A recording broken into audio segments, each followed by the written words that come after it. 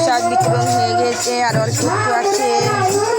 মায়ের যে ভক্তরা ছিলেন তারা সব সেবা করে বাড়ি গেল। আজকে শনিবার, আমার মায়ের প্রচুর ভক্ত হয়েছিল। মায়ের আজকে মায়ের কাছে আজকে হরিনাম হচ্ছে,